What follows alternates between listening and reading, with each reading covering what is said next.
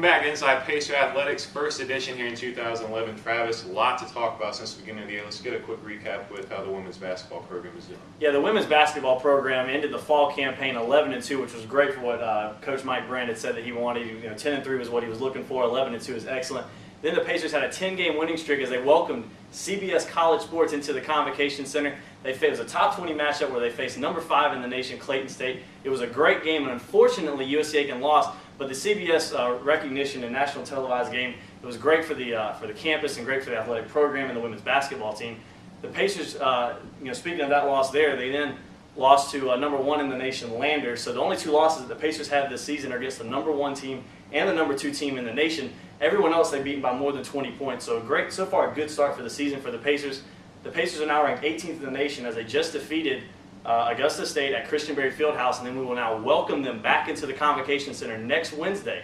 So next Wednesday it'll be Augusta State, USC Aiken. Hopefully having everybody pack the house again for that game. And so far, like I said, it's been great for the women's basketball team.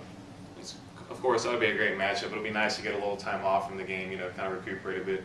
We'll see how they can do.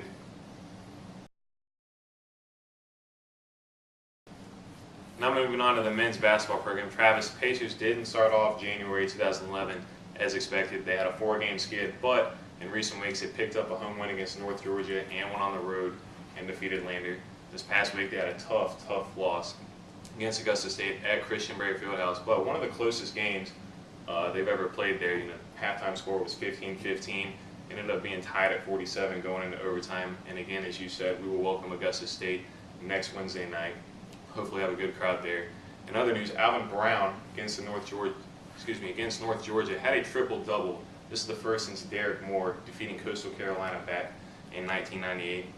Alvin Brown ranked 6th in the nation in blocks, and now currently USC Aiken is 1st in block shots this year. Yeah, the USC Aiken defense has done a great job this season. There's something it's been great to talk about. Now finding their stride coming in. Like you say, we have a good break going into next Wednesday when we host Augusta State. So that'd be good to watch. As it's a doubleheader starting at 5:30 and then 7:30 would be the men's game. So a lot of good things to look forward to starting next Wednesday, February 2nd.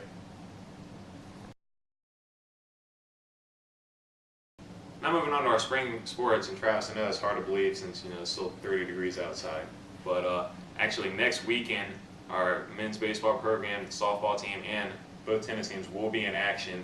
All of those teams will be at home, so come out, support the Pacers.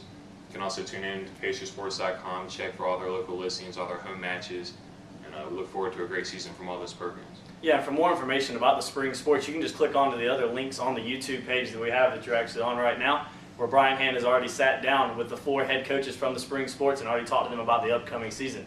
So like we say, Alex, there's a lot of good things to look forward to in athletics and in the spring season.